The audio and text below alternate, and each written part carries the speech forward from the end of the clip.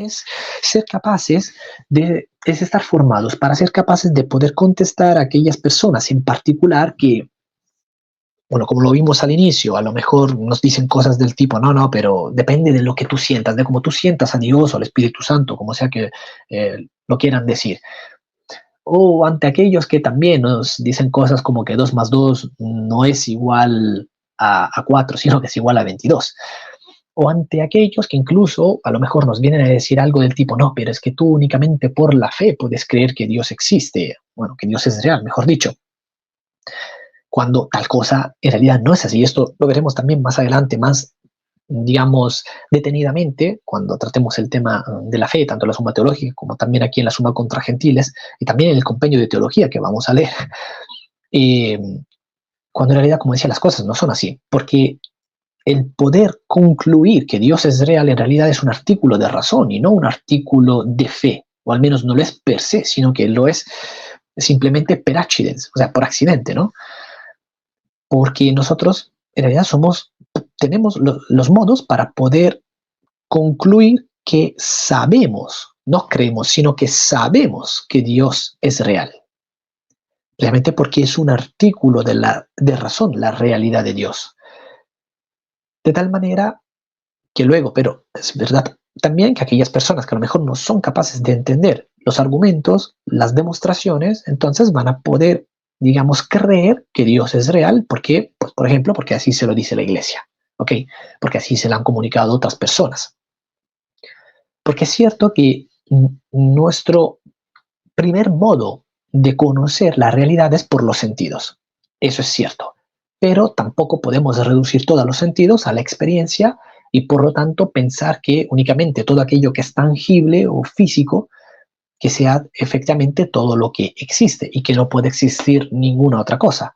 Luego, más allá del modo de conocer por los sentidos, luego podríamos pensar, por ejemplo, a esas creencias, digamos, básicas, ¿no? Que adquirimos y que tenemos, que creo que se pueden dividir en dos modos, ¿no? Creencia a priori, creencia a priori no en un sentido kantiano, ¿ok?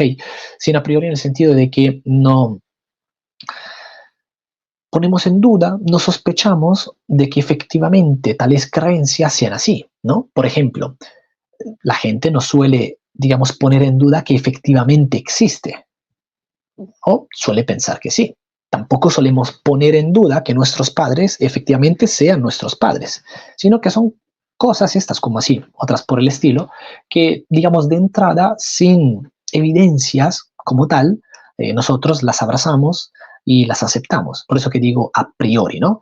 Luego hay otras creencias básicas que podríamos llamarlas a posteriori, que son cosas que a lo mejor necesitan, digamos, algún fundamento sobre el cual operar, sobre el cual puedo operar tal confianza, pero que tampoco es algo, digamos, que necesariamente tiene que ser así como tener mucha fuerza, ¿no? Por poner un ejemplo, cuando yo me voy a trabajar, no es que, o sea, yo tengo la creencia básica de que mi esposa me está siendo fiel, no de que se está trayendo aquí a la casa a cualquier tipo que no sé, que le apetezca en ese momento, con el que le apetezca estar.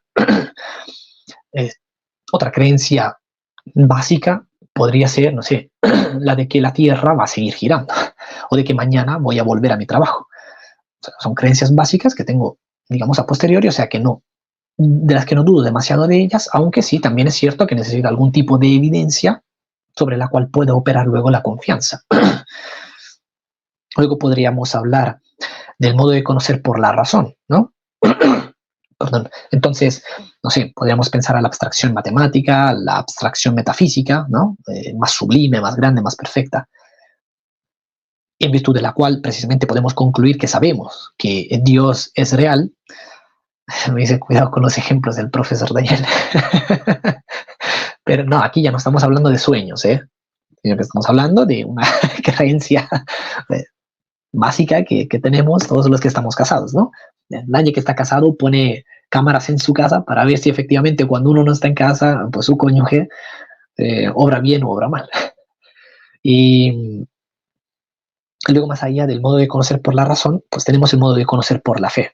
El modo de conocer por la fe, que luego lo podemos distinguir en fe natural y fe teologal, no es otra cosa que, digamos, tener por cierta una cosa, en abrazarla como verdadera, en virtud de el buen testimonio de la persona que nos la está compartiendo y también de su autoridad. De tal manera que creo que deberíamos poder admitir todos sin demasiados problemas que efectivamente la mayor parte de las cosas que nosotros terminamos conociendo, o sea, dejando de lado, como digo, el modo de conocer por los sentidos, que es el primero y el más básico de todos, porque no hay nada que se encuentre en el intelecto que no haya estado antes, que no haya pasado antes por los sentidos, ¿ok? Entonces, haciendo un lado este primer modo de conocer, el más básico de todos, pues en realidad la mayoría de las cosas que nosotros sabemos, las sabemos justamente por la fe. Porque, bueno, no sé ustedes, pero al menos yo, no sé, yo no he probado nada de este vaso a nivel químico. No he probado la teoría atómica. Yo no he probado así muchísimas otras cosas, sino que digo que las sé precisamente porque las he leído en algunos libros, he tenido profesores que me las han enseñado y otras cosas. ¿Ok? De hecho, es el modo más básico, es dentro de los modos más básicos de llegar a saber las cosas, esto del conocer por la fe que tenemos desde niños. Porque, por ejemplo, si nuestros padres nos dicen blanco, nosotros vamos a creer blanco. No se le ocurre a un niño decirle negro al padre, ¿no? Si un padre le dice a su hijo, una madre le dice a su hijo, ¿no? No, mira, porque tal cosa es así, pues el niño la va a creer de esa manera, ¿no? Por eso también que justamente apuntan mucho a los niños todos estos miserables que quieren pervertir nuestra sociedad, porque precisamente si un niño lo va a defender así a muerte, ¿ok? Por poner un ejemplo, ¿no? Mi hija, ¿no? Pues nos ha hecho ya preguntas del tipo, bueno, ¿y dónde estaba yo, ¿no? Cuando antes de estar en la panza de mi mamá, ¿no? Porque, bueno, me empieza así la cosa, bueno, a veces hablamos con mi esposa, ¿no? Porque sí, tal tiempo, ¿no? Que hacíamos tal cosa. Y entonces nuestra hija mayor nos pregunta, sí, y yo también estuve ahí. Entonces nosotros hay veces que le decimos que sí, porque estuvo, otras veces que le decimos que no. Entonces ella dice, ¿y dónde estaba yo? Preguntas muy difíciles de contestar. Bueno, en ese tiempo a lo mejor estabas en la panza de mamá. Está bien. Ah, ok. Luego hablamos de otra cosa. ¿Y dónde estaba yo? Bueno, tú todavía no estabas, no existías. Pero claro, dado que recién tiene 3 años, todavía no es capaz de entender qué significa no existir. Entonces, pues una vez a mi esposa se le ocurrió decirle, bueno, tú estabas en la panza de tu papá. Entonces, bueno, eso fue creo que hace un par de meses más o menos, algo así, ¿no? Ahora, hoy, justamente pasó hoy, ¿no? Que pasó algo parecido, nos ha hecho preguntas como estas, pero en relación a su hermana menor, ¿no? Entonces, nosotros a lo largo, luego, después de estos 2 meses, pues le hemos enseñado otras cosas también, entre las cuales que, pues, un niño, un feto solamente, o sea, digo feto porque aquí nos entendemos todos, pero bueno, un niño antes de nacer solamente puede estar en la barriga, en la panza de su mamá, y en ninguna otra parte, porque así es como nacen, ¿no? los niños. Bien, entonces, resulta que justamente para seguir un poco ese modo, digamos, así de muy infantil de explicarle esto, ¿no? Porque él nos preguntó, ¿y dónde estaba mi hermanita? Entonces nosotros le decimos, bueno, en esa época no estaba, no existía, ¿no? Y entonces dice, no existía, no, pero no estaba en la panza de mamá. Entonces yo le dije, se me ocurrió decirle, por lo que sabe, por esto de que esa vez lo quiso entender de esa manera, lo pudo entender, mejor dicho, de esa manera, le dije, no, bueno, estaba en la panza de papá, ¿no? Entonces ella me mira y me dice, no, los niños no pueden estar en la panza de papá porque solamente pueden estar en las panzas de las mujeres, en las de los hombres, ¿no? Y yo me quedé así como diciendo, pero por favor, entonces, ¿cómo te explico que no existía tu hermana todavía? Bueno, esto simplemente para poner un ejemplo, ¿no? Para ejemplificar que a un niño, si alguien le enseña una cosa, luego lo van a defender a muerte. Y de ahí entonces, como decía, que estos miserables quieren hacer lo que quieran hacer.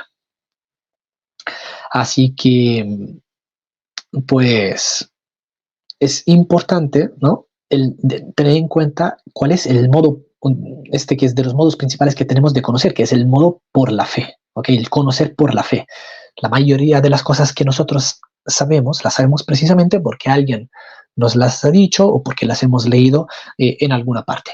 Y luego, bueno, de ahí eso se distingue, evidentemente, la fe natural se distingue de la fe teologal, digamos, en algo, digamos, esencial, ¿no? Que las distingue, si bien comparten de todos modos esto de creerle a alguien o tener por verdadero algo que nos ha transmitido alguna persona que es digna de ser creída y que y también en virtud de su autoridad. En lo que se distingue es sobre el dato en particular sobre el cual opera la fe. En el caso de la fe natural, pues opera la fe sobre el dato natural, precisamente, ¿no? Mientras que en cambio en el caso de la fe teologal opera sobre el dato revelado. ¿Ok? Entonces ahí digamos que está la diferencia sustancial. Estos son un poco entonces los modos que tenemos de conocer. Así que la gran mayoría de las personas que dicen, no, porque tú tienes fe y solamente por la fe puedes creer en Dios, nos ha dado cuenta que no entendió absolutamente nada de lo que significa la palabra fe, ni de cómo también se le aplica a él mismo, ¿no? En segundo lugar. Así que bueno, todas estas cosas simplemente para darnos cuenta de, digamos, de lo que está puesto sobre la mesa, de tal manera que así seamos capaces de llevar nosotros, digamos, el volante, en lugar de dejar que otros lleven el volante. Porque si dejamos que otros lleven el volante, pues entonces lo más probable es que vamos a tener problemas y entonces no vamos a ser eficaces, efectivos a la hora de transmitirles nuestra fe, a la hora de transmitirles la verdad del Evangelio. Muchas gracias por haber tenido la bondad de quedarse a escuchar el tema de este vídeo hasta el final. Si es de su agrado y lo quieren, pueden apoyar este apostolado dejando su me gusta y difundiendo esta transmisión en sus redes sociales, grupos de WhatsApp y demás plataformas, e incluso por medio de una donación libre por PayPal. El link se encuentra en la descripción de este vídeo. Muchas gracias desde ya. Un saludo y hasta pronto.